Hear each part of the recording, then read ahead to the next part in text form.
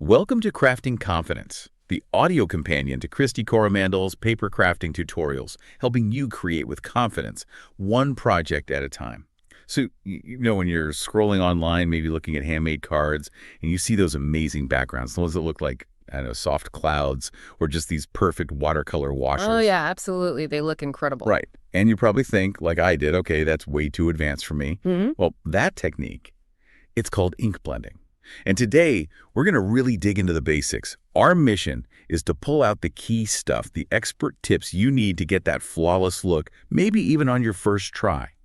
And we're leaning heavily on the great advice from paper crafting expert Kristy Coromandel, the founder of Paper Crafters Academy. Yeah, and it's really important to know right off the bat that ink blending looks complicated, but it's actually one of the most, relaxing and forgiving techniques out there. Kristy Coromandel, through her academy is all about building that creative confidence. Yeah. And she loves blending for beginners because it's so forgiving. So, yeah, we're going to map it all out for you today. Okay, perfect. So let's break it down.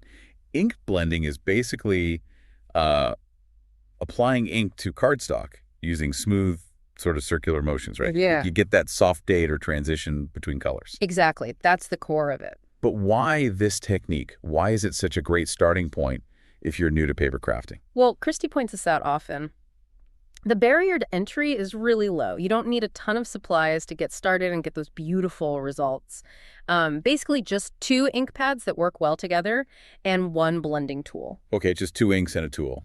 That's manageable. Totally. And the other thing is, every background you make is unique. It's layered, it's got texture, so there's really no wrong way for it to look. Even if it's not perfectly smooth at first, it just looks artistic, Yeah, that takes some pressure off. I think for me, it was seeing how it instantly makes a simple stamped card look, more polished. It really does. Adds instant dimension. The sources, like Kristy's tutorials, usually show 4 main ways people use this skill. Okay, what are those? Well, the classic one is the ombre background, that lovely fade from dark to light or one color to another. Or you can use it more specifically, like creating a soft halo of color right behind your main stamped image or your greeting. It makes that focal point really pop. Like a spotlight effect. Nice, exactly. And it's super versatile. You can layer colors to kind of mimic a watercolor look, which can be, tricky otherwise. And of course, blending different colors together smoothly, like for a sunset or something. Wow. Okay. So one skill opens up a lot of design doors. It absolutely does. But, and this is key, you got to have the right tools. Kristy Coromandel is really clear about this. Start simple, but use the right materials. That's the foundation for success. All right, let's talk toolkit, starting with the ink. The sources are super specific here. They say you really need to use dye inks, like the Stampin' Up! Classic Stampin' Pads. Why dye inks specifically? What about other inks, like pigment inks? Okay, yeah, this is a really crucial point. Dye inks are formulated differently. They actually soak into the paper fibers, and they dry pretty quickly. Okay. Which means you can layer them beautifully. You add another layer, it doesn't really smudge or lift the color underneath. Pigment inks, on the other hand, are thicker. They tend to sit right on top of the paper. So 2 problems there. They can smear easily, especially when you're rubbing over them with a tool, and you just don't get that seamless, smooth blend between colors because they're not really soaking in and mixing in the same way. That makes total sense. So blending is about absorption. Got it. And for starting out, the recommendation is light to medium colors. Why not just dive into those really bold, dark colors? Well, dark inks show every little mistake. They're much less forgiving. If you accidentally put down too much dark ink or get a harsh line, it's really hard to fix it or lighten it up. Right. Starting with lighter tones, Kristy often suggests a trio like Petal Pink, Pool Party, and Soft Sea Foam. Lets you build the color up slowly. You control the saturation. Plus, those specific colors, they blend together almost effortlessly. Takes the guesswork out of color combos when you're just starting. That's a great tip. Pick easy blend colors first. Okay, next, the blending tool itself. There are options, right? Brushes, daubers, even makeup sponges. Yep. Blending brushes are probably the most popular now for large, smooth areas. Sponge daubers are great for smaller, more controlled spots. And yeah, makeup sponges can work in a pinch, especially if you're on a budget. But the big organizational tip here seems vital. Keep separate tools for each color family. Why is that so critical? Oh, absolutely crucial. It's all about avoiding muddy colors. Imagine using a brush loaded with yellow ink, then dipping it straight into blue. You'd get green, right? Exactly. You'd get an unintentional probably dull green, right on your project where you wanted clean blue. So you need a tool for your reds and pinks, another for your blues and purples, another for yellows and oranges, and so on. Especially with daubers, they hold on to that color. Okay, noted. Separate tools per family. And what about taking care of them? Brushes need gentle washing, flat drying, upright storage. Why so specific?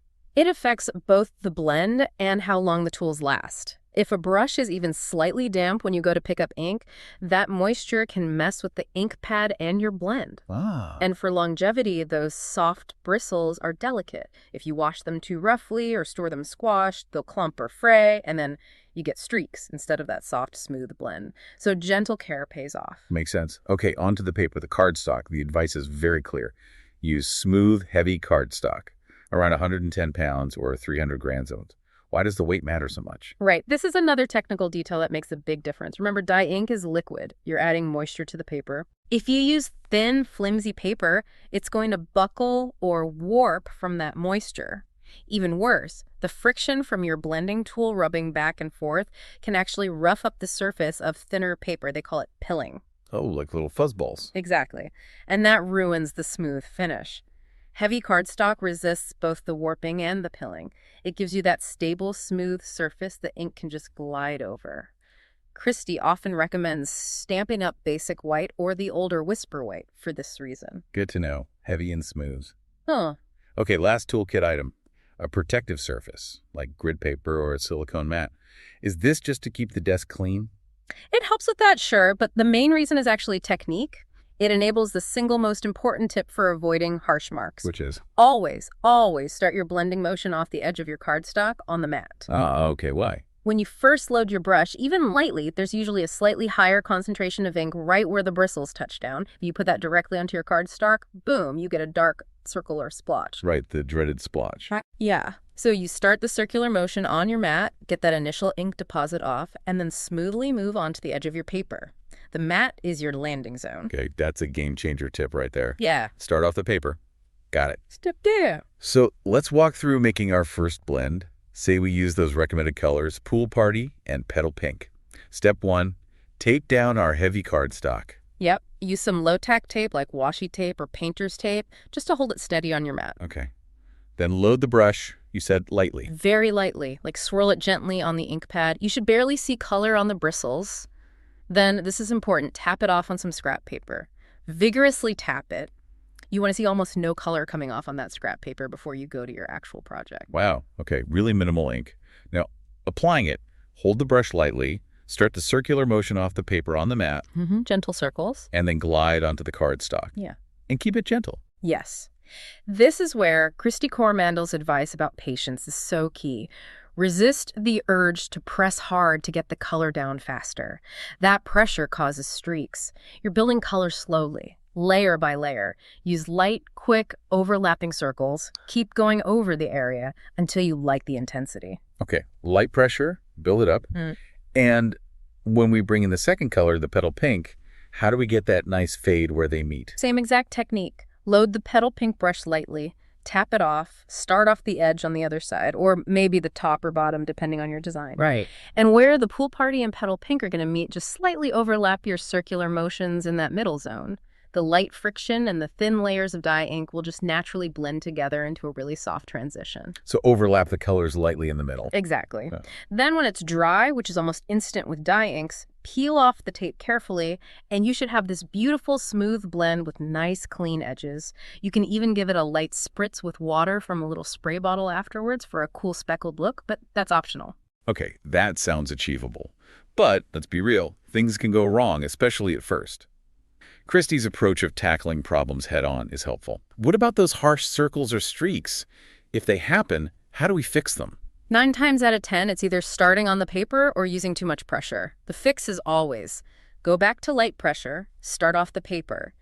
If you already have a streak, don't panic. Keep blending over it with more light layers of ink, using really small, tight circles right on the problem area. It might deepen the color there slightly, but usually the streak will soften and blend back in. Okay, blend over it lightly. What if the color looks patchy, not smooth? That usually just means you haven't applied enough layers yet. People sometimes stop too soon because they're afraid of going too dark. Oh, okay. Remember those really smooth, saturated blends you see? They often have like 2, 3, even 4 light passes of ink over the whole area. So if it looks patchy, just keep going with those light layers. It's much better to do 10 super light layers than 2 heavy ones. Patience again. The one that really kills the mood. Muddy colors. That ugly brown or gray when you didn't want it. Yeah, that's super discouraging. 2 main causes. Trying to blend colors that are opposites on the color wheel directly together, like red and green or purple and yellow. They naturally make brown or gray when mixed. Right, complementary colors. Exactly. The other cause is dirty tools. If you didn't clean your brush or use the wrong one, you're mixing leftover pigment in. So, first fix.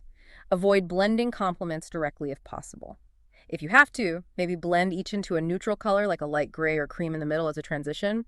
And second fix, keep those tools clean and dedicated to their color families. Makes sense. And the last one, simple but so annoying, fingerprints. Ugh, yes.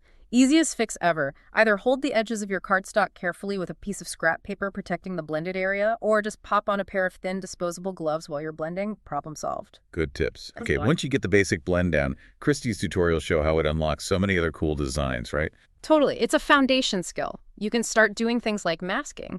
You put down a temporary shape like a die-cut circle or heart blend your ink over everything, then peel off the mask. And the shape underneath is crisp white. Exactly. Creates a really cool spotlight. Or there's heat emboss resist. You stamp an image, maybe a flower or pattern, with clear ink, sprinkle on white embossing powder, heat it until it's shiny. Okay. And then you blend your ink color right over the top. The ink sticks to the paper but wipes right off the slick embossed area, so your white image just pops right out of the color. It looks super fancy. Oh, that does sound impressive. And you can do textured blends. Emboss your cardstock first with an embossing folder. You know, those plastic folders that create raised patterns? Yeah, like bricks or flowers. Right. Then you take your blending brush with ink and just lightly skim over the top of the raised texture. The ink catches only on the high points, highlighting the pattern beautifully, very subtle and elegant.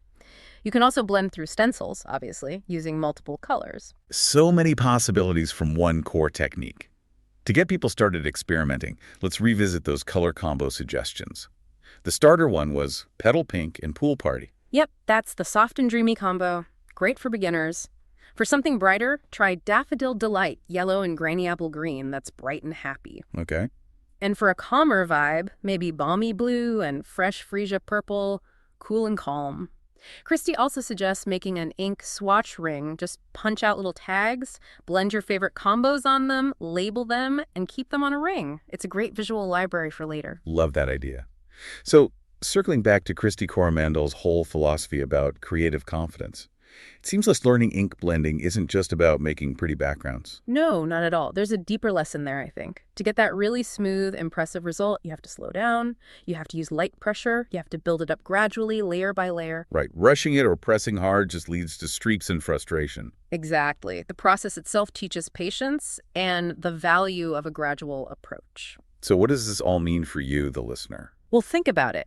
If getting a smooth blend in crafting needs that slow, light-layered approach instead of just forcing it with heavy pressure, what else in your life, maybe a skill you're learning or a project you're working on, could benefit from that same mindset, that patient, gradual building of complexity or mastery?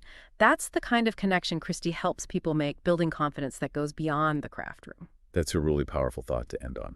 Thanks for listening to Crafting Confidence. Visit KristyCoromandel.com for project photos, downloads, and more beginner resources.